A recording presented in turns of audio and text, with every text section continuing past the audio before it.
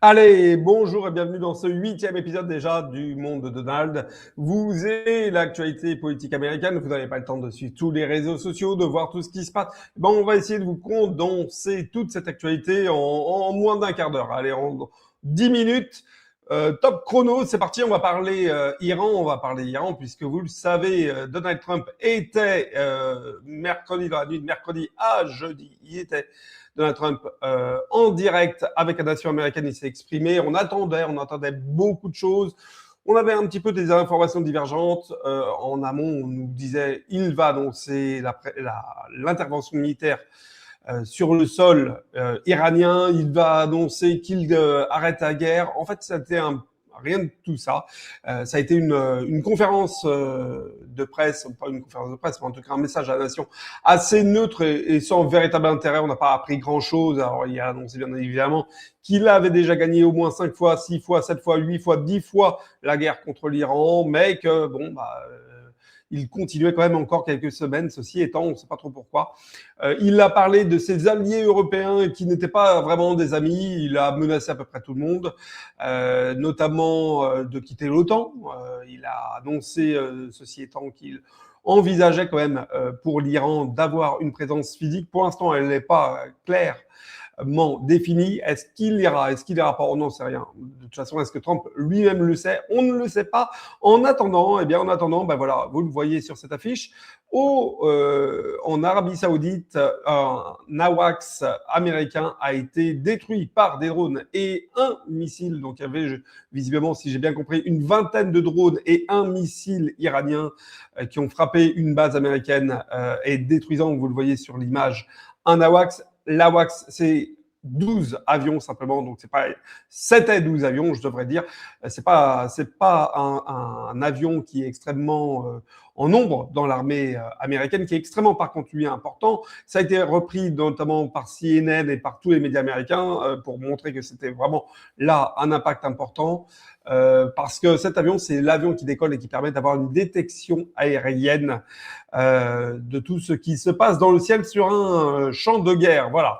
En attendant, aux États-Unis, eh bien, Joe Kent, le nouveau retraité, puisque vous le savez, Joe Kent donné sa démission en désaccord avec la politique en Iran de Donald Trump, eh bien, le nouveau retraité Joe Kent, lui, n'est pas resté à la retraite longtemps. Il est monté au front, il est monté au front politique, je devrais dire, puisqu'il a fait un appel à l'action auprès des congressmen et des sénateurs républicains pour qu'ils ne votent pas ou qu'ils ne donnent pas les pouvoirs à Donald Trump pour faire ce qu'on appelle boots on ground, no boots on ground, donc pas de soldats en fait sur le terrain, pas d'action militaire sur le terrain avec une présence physique américaine. Voilà, ça c'est je dirais la pétition qui a été demandée par Joe Kent.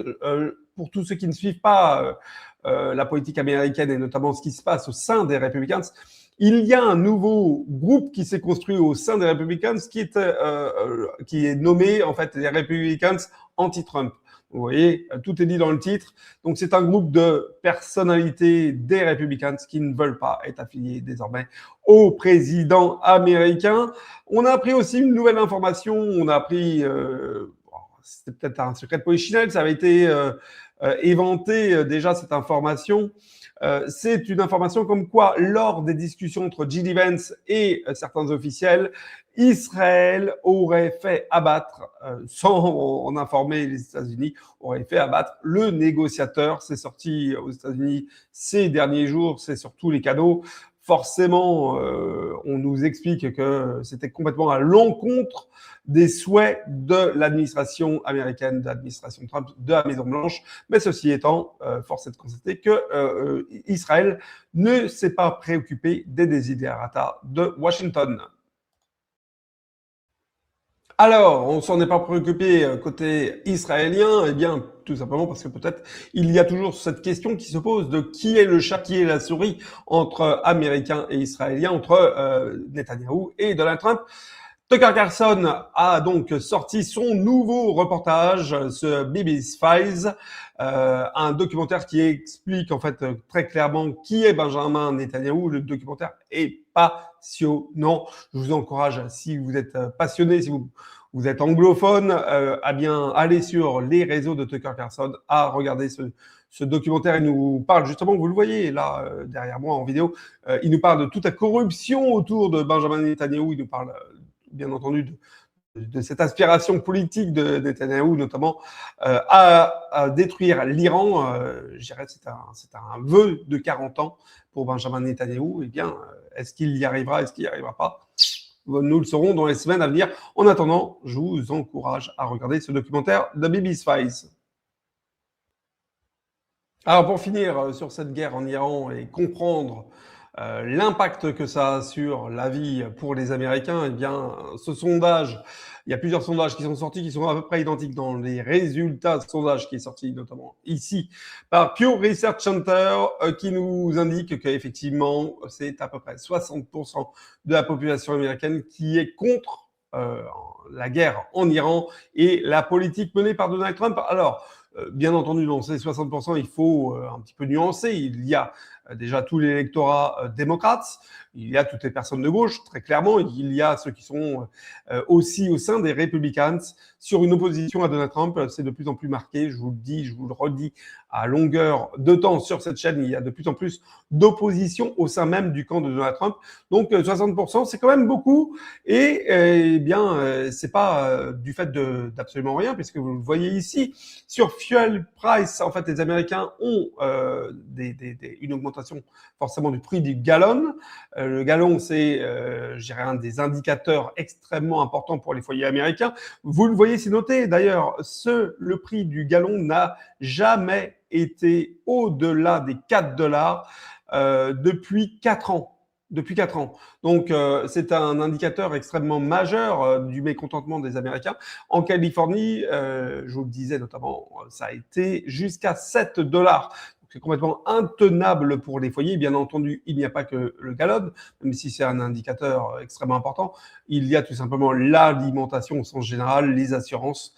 Voilà, donc beaucoup de facteurs qui expliquent ce sondage. 60% des Américains sondés ne sont pas favorables à cette guerre en Iran, ne sont pas favorables à l'action de Donald Trump. Alors, les conséquences, il y en a plusieurs politiquement. Il y a notamment cette bombe qui est sortie par Alex Jones.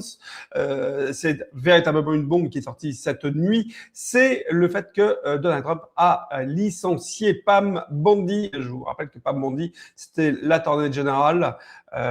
C'était une fidèle de Donald Trump. Elle aussi... voilà, une ancienne fidèle, à mon avis, on va voir un petit peu sa réaction dans les semaines à venir. Est-ce qu'elle sera tout aussi critique que ceux qui ont été démissionnaires ou est-ce qu'elle sera silencieuse? Ça va être intéressant à voir parce que Pam Bondi, c'était véritablement une très, très, très proche de Donald Trump. Et c'est pas fini, la purge continue. Vous le voyez à ces repris de Choc du Monde. Donc c'est le canal Telegram de Choc du Monde par TVL, l'émission, excellente émission d'Edouard Chano qui nous en informe. Eh bien, en pleine guerre, Pete Hegseth, qui est pas bien, hein, qui est pas extrêmement serein actuellement, l'ami Pete, il est en train de purger tout simplement l'état-major militaire américain. C'est quand même accessoirement une période, c'est pas normalement la période dans laquelle on licencie son état-major militaire lorsqu'on est en guerre et que tout se passe bien. Ça montre bien qu'il y a quand même au sein justement de l'état-major aussi des oppositions. Je rappelle que Joe Kent, au-delà d'avoir une fonction sur la défense nationale, était un militaire tout simplement. Donc il y a quand même une opposition qui se crée, qui est rappelée par Nicolas Fuentes, qui dit quand même qu'il y a beaucoup aujourd'hui d'opposition qui se crée autour de Donald Trump et que le camp J.D. Vance est en train en fait de restructurer peut-être le discours autour de J.D. Vance pour qu'il ne soit pas impacté en 2028 dans le cadre d'une prise de candidature pour l'élection à la présidentielle américaine de 2028, qui ne soit pas impacté par ce qui se passe actuellement aux États-Unis et les décisions de Donald Trump. Voilà, donc en tout cas, j'ai un cercle de communication qui va essayer de protéger J.D. Vance des erreurs de Donald Trump. Allez, on finit cette émission. Je vous avais promis une actualité en moins de 15 minutes, mais j'allais oublier, toujours Choc du Monde qui nous en informe. J'allais oublier cette information, elle est pourtant majeure, donc je vous la mets en fin d'émission. Les tensions à Maison-Blanche, donc on parlait tout à l'heure de Pam Bondi qui a été licencié, on parlait effectivement du remaniement au niveau je dirais de l'état-major militaire américain. Eh bien, écoutez, il y en a une autre, Tulsi Gabbard, qui est dans l'œil du cyclone. Alors, c'est pas fait. Elle n'est pas licenciée, mais véritablement, la pression se met sur elle. Et on parlerait d'un changement. Et Tulsi Gabbard, c'est aussi le cercle proche de la candidature de Donald Trump lors de ces élections pour la présidence américaine, c'est ses têtes d'affiche. Et je pourrais parler aussi notamment de ce qui est on en parlera peut-être dans le monde de Donald numéro 9, de ce qui était en train de se passer sur la santé avec la trahison qui est en train d'être faite par l'administration Trump à notamment Kennedy Jr. Voilà, sur les vaccins. Voilà, on en reparlera dans une prochaine émission. On va parler bien entendu de nos amis influenceurs américains. Avant ça, on va bien sûr, vous le voyez à l'écran, Thomas Massier qui dit qu'il n'est pas du tout satisfait de la gestion de l'affaire Epstein. On n'en entend absolument plus parler aux États-Unis de l'affaire Epstein, et il dit que dans cette interview, il indique qu'il ne baisserait pas les bras et que tant qu'il n'y aurait pas de personnes condamnées, eh bien, il resterait au combat pour les victimes de l'affaire Epstein, dont on n'entend plus parler depuis cette guerre en Iran. Vous conviendrez que c'était quand même assez curieux. Allez, on finit avec nos influenceurs. Donc, nos influenceurs, Joe Rogan,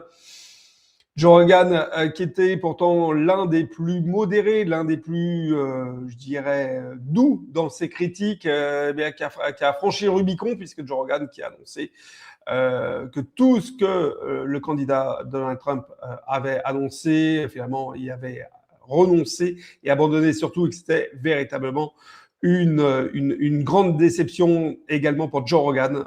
Voilà, Joe Rogan qui a beaucoup pesé dans la candidature, lors de la candidature de Donald Trump, qui a beaucoup pesé dans la campagne avec ces nouveaux médias, X, ces influenceurs, Tucker Carlson, qui est en guerre désormais avec Donald Trump, Candace Owen, on va en parler dans cette émission, Joe Rogan, Alex Jones, bref, ils sont tous partis, Charlie Kirk, malheureusement, on connaît l'histoire, et Nicolas Fuentes, bon bref, ils ont tous tourné cosaque au candidat Donald Trump, ce qui interroge sur sa capacité de fédérer la jeunesse américaine et tous les gens qui suivent ces réseaux sociaux aux États-Unis. Je vous rappelle qu'aux États-Unis, les réseaux sociaux et la politique, c'est vraiment un acteur majeur. Ces réseaux sociaux sont des acteurs majeurs pour les candidats dans la communication. Donc, c'est quand même pas une bonne nouvelle. Alors justement, Candace Owen, en parlant d'influenceurs. Candace Owen, elle est extrêmement actuellement occupée avec la diffusion d'une nouvelle enquête maintenant sur l'assassin ou les assassins ou le complot autour de la mort de Charlie Kirk. Elle parle beaucoup notamment de l'épouse de Charlie Kirk. Elle a révélé, notamment Candace Owen, que son épouse Erika, son premier emploi avait été au sein des équipes d'Epstein. Donc ça, c'est quand même assez surprenant également. Elle pose la question sur qui est derrière la mort de Charlie Kirk. Est-ce qu'il y a un complot ou pas? Voilà, donc il y a beaucoup de questions qui sont soulevées par Candace Owen. Vous le voyez ici dans ce tweet, que notamment là, elle attaque directement frontalement Erika Kirk, donc l'épouse de Charlie Kirk, en disant que Turning Point, c'est l'émission, le programme et tout ce qui va avec en termes de débat avec la jeunesse américaine qui avait été créé par Charlie Kirk, de Turning Point USA, avait en fait décliné de mettre à disposition les enregistrements vidéo de Charlie Kirk qui indiquent que son épouse Erika est désormais, s'il lui arrivait quelque chose, serait désormais à la tête de Turning Point USA. Voilà, on parle notamment uniquement d'audios actuellement qui sont disponibles et Candace Owen semble indiquer que les audios pourraient être falsifiés et elle s'interroge sur le fait que les vidéos soient refusées. Voilà, on est au bout de 15 minutes. On a fait le tour de notre actualité aux États-Unis. Vous le voyez, il n'y a pas de grands changements, de grands bouleversements, mais il y a toujours une opposition qui est de plus en plus forte, qui est de plus en plus nombreuse. Alex Jones, Joe Rogan, qui viennent se mêler maintenant aux anciens amis, aux nouveaux ennemis de Donald Trump. Et puis, au sein de la Maison-Blanche, on le voit, des purges qui sont en train d'être faites. Pam Bondi, peut-être dans le futur, Tulsi Gabbard, et puis une dissension qui s'opère avec le Kennedy Jr. sur la santé, notamment sur la vaccination. Vraiment, on y reviendra dans un prochain épisode. Je vous remercie d'avoir suivi ce 8e épisode de Le Monde de Donald. Et puis, je vous dis à très vite sur Divergence Politique.